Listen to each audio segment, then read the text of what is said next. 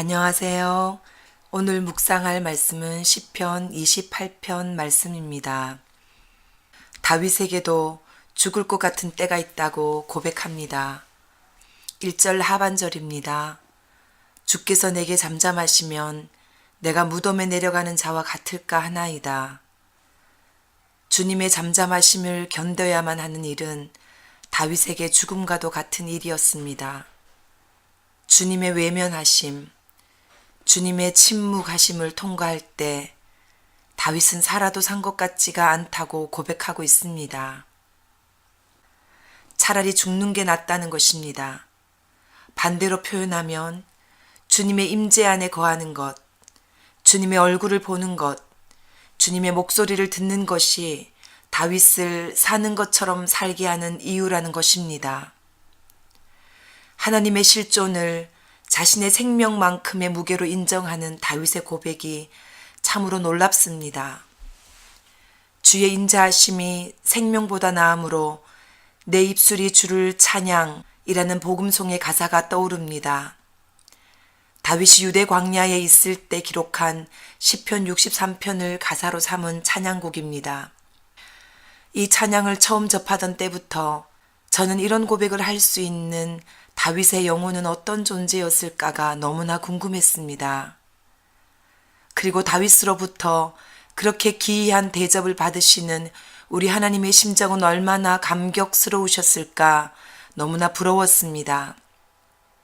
주님의 인자하심, 그분의 끝없는 사랑을 맛볼 수만 있다면 나의 생명을 걸어도 좋다는 말씀이 아닙니까?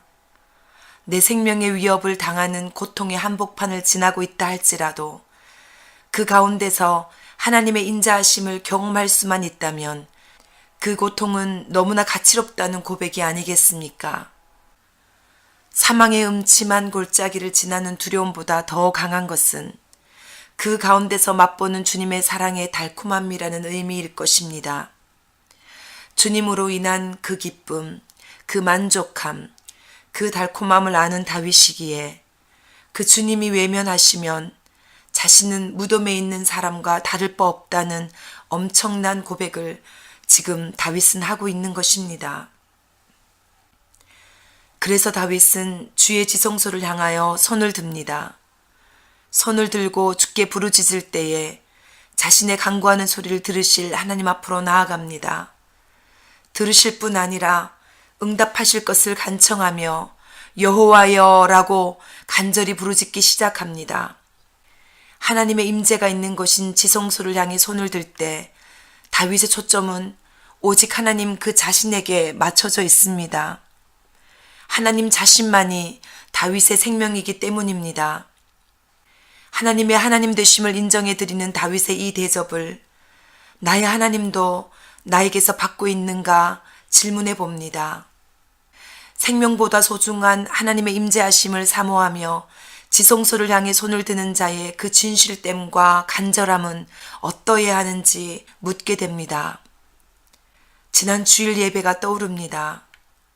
예배가 시작되기 직전에 거의 모든 성도들이 일어나서 박수를 치며 오랜만에 출석하는 한 성도를 환영했습니다. 약 2달 남짓 전에 큰 수술을 하신 이후 몇 번이나 응급실에 재입원하고 퇴원하는 과정을 거치면서 하나님의 은혜로 회복되어 가고 있는 성도님께서 스스로 차를 몰고 예배에 참석하신 것입니다. 서로의 형편을 잘 아는 가족 같은 성도들이 함께 예배 드리면서 올려드린 첫 번째 곡이 부르신 곳에서라는 찬양곡이었습니다. 내가 걸어갈 때 길이 되고 살아갈 때 삶이 되는 그곳에서 예배하네. 부르신 곳에서 나는 예배하네. 어떤 상황에도 나는 예배하네. 그 성도님 뒤에서 예배를 드리며 저는 자꾸만 번져나는 눈물을 닦아내지 않을 수가 없었습니다. 스스로 몸을 가누기에도 쉽지 않으신 분이 믿음의 식구들과 함께 성전에서 하나님께 예배드리기 위해 며칠 전부터 마음으로 작정하고 준비하여 달려 나왔을 그 걸음이 찬양의 가사 그대로였기 때문입니다. 함께 찬양하고 있는 회중들 한 분 한 분을 돌아보니 또 얼마나 감격이 되었는지요. 스트로크를 맞으시고 투병 중에 계시면서도 철저히 주일 성수하시는 성도님, 심장이 약하여 조금만 움직여도 숨이 차서 힘들어 하시면서도 주일 예배만은 빠지지 않으시려는 성도님, 부인과 수술 날짜를 잡아두시고서도 밝게 가족들을 위해 섬기시며 최선을 다해 주일 예배를 참석하시려는 성도님, 허리를 삐끗하여 앉아있기도 힘드신 상황에서 이른 시간부터 오셔서 친교 준비를 끝내놓고 힘을 다해 예배를 섬기시는 성도님들, 일일이 다 열거할 수도 없는 한 분 한 분이 만만치 않은 삶의 고통 가운데서 씨름하며 올려드리는 찬양의 고백이 너무나 간절하고 소중하게 여겨졌습니다. 그렇습니다, 주님. 각자 부르신 곳에서 우리는 예배할 것입니다. 어떤 상황에서도 우리는 주님의 지성소를 향해 손을 들고 찬양할 것입니다.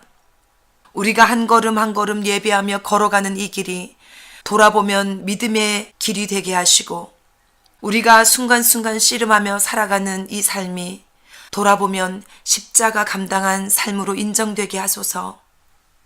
어떤 기가 막힌 상황에서도 예배로 이기는 자들이 되게 하소서. 오직 주님을 예배하는 것만이 참 소망과 기쁨이 되는 살아있는 예배 공동체, 생명 공동체가 되게 하소서. 본문 1, 2절에서 내가 주님의 지성소를 바라보며 두 손을 치켜들고 주님께 울부짖을 때에 나의 애원하는 소리를 들어 응답하여 주십시오. 귀를 막고 계시지 마십시오. 주님께서 나를 외면하시고 내게 잠잠하시면 나는 무덤으로 내려가는 사람과 다를 바 없습니다. 라고 고백한 다윗은 이제 그렇게 간절하게 하나님의 응답을 기다리며 간구하고 있는 기도의 내용들을 밝히고 있습니다. 그 기도의 핵심은 악인들의 악행을 갚아달라는 호소입니다. 4절 한 절 안에 갚다라는 표현이 3번이나 나오는데 내용으로 풀어보면 4번이나 반복되는 셈입니다. 악인들이 하는 일대로 갚아주십시오. 그들의 행위가 악한 대로 그만큼 갚아주십시오. 그들의 손이 지은 대로 그들에게 갚아주십시오. 그 마땅히 받을 것으로 그들에게 갚아주십시오. 다윗은 하나님이 갚으셔야만 하는 악인들의 구체적인 행위들을 나열하고 있지는 않습니다. 그가 확신하는 것은 자신의 입으로 고발하든 그렇지 아니하든 상관없이 하나님은 이미 다 보셨고 알고 계신다는 사실입니다. 세상을 살아가면서 내가 이해받지 못한다고 생각될 때 우리는 억울함을 느낍니다. 상대방이 내게 한 행동이 얼마나 악한 것인지를 사람들로부터 공감받지 못할 때 나의 억울함은 더욱 커집니다. 실제로 악인들은 그들이 속으로 품고 있는 악독을 교묘한 방법으로 숨겨 표현하기 때문에 그들의 위선적인 태도에서 선악을 구분하기란 쉽지 않을 때가 많습니다. 그래서 다윗은 3절에서 악인들의 특징을 표현하기를 그들은 그 이웃에게 화평을 말하나 그들의 마음에는 악독이 있는 자들입니다. 라고 고발합니다. 요즘과 같이 온갖 정보가 난무하는 세상에서 옳고 그름을 제대로 분별한다는 것은 어려운 일입니다. 특히 겉으로 상냥하게 달콤하게 말하는 자들의 말을 듣고 그들의 마음 안에 있는 악독까지 분별해내기란 참으로 어려운 일입니다. 우리의 조상 아담과 하와가 에덴 동산에서 선악과를 따먹어 버렸을 때 이미 인간의 사고를 형성하는 선과 악의 기준은 진리에서 벗어나 버렸습니다. 동산 중앙에 있었던 두 나무의 이름이 하나가 생명나무였다면 다른 하나는 마땅히 사막나무여야 할 것 같은데 그 사막나무의 자리를 대신 차지한 이름은 선악과 나무였습니다. 선과 악의 개념 그 자체가 사망과 연관되는 것임을 눈치챌 수 있습니다. 하와에게 선악과를 권하던 뱀이 사용했던 방법은 거짓말이었습니다. 선과 악의 기준을 교묘하게 바꿔놓은 것입니다. 하나님이 인간에게 선악과 따먹기를 금하신 이유는 선악과를 따먹는 날에는 사람의 눈이 밝아져서 하나님과 같이 되어 선악을 알 줄을 하나님이 알기 때문이라고 거짓말을 쳤습니다. 선 그 자체이신 하나님을 악하다고 속여버린 것입니다. 어리석은 인간은 이것이 거짓말인 줄도 모르고 악인 거짓말을 선으로 받아들여 버립니다. 하나님의 선하심을 인정해야 할 때에야 그분의 말씀을 달게 듣고 순종할 수 있는 것인데, 그분을 악하다고 규정해버린 다음에는 그분의 말씀을 순종해야 할 이유가 하나도 없게 되는 것입니다. 그래서 인간은 하나님의 악한 꼼수를 단죄하고 스스로 선한 하나님이 되기 위해서 선악과를 따먹어버린 것입니다. 최고의 선이신 하나님의 주권 아래 있을 때에야 최고 행복을 누릴 수 있도록 지어진 것이 인간이었는데, 하나님이 꼼수를 부리며 숨겨놓은 인간의 권리를 되찾겠다고 하나님의 주권을 벗어나는 그 순간, 창조주가 피조물에게 디자인해 주셨던 행복조차도 잃어버리게 된 것입니다. 요즘 조국 한국이나 이곳 미국에서 동성애 합법화 운동을 비롯하여 인권이라는 이름으로 자행되고 있는 입에 담기도 어려운 수많은 악한 시도들을 보면서 악을 선하다 하며 선을 악하다 하며 흑암으로 광명을 삼으며 광명으로 흑암을 삼으며 쓴 것으로 단 것을 삼으며 단 것으로 쓴 것을 삼는 자들은 화 있을진저라는 이사야서의 말씀을 자주 떠올리게 됩니다.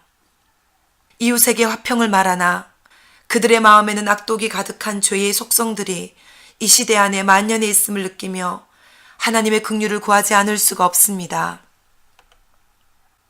이 상황에서 다윗은 악인들의 행위를 반드시 갚아주시기를 하나님께 거듭거듭 간구하고 있는 것입니다. 그러면서 다윗이 놓치지 않고 덧붙이는 간구의 내용이 제 마음을 끕니다. 악인과 악을 행하는 자들과 함께 나를 끌어내지 마옵소서. 자신을 악인들과 동일하게 취급하지 말아달라는 호소입니다. 이는 곧 자신 안에서 악인들의 특성이 나타나지 않게 해달라는 간구로도 들립니다.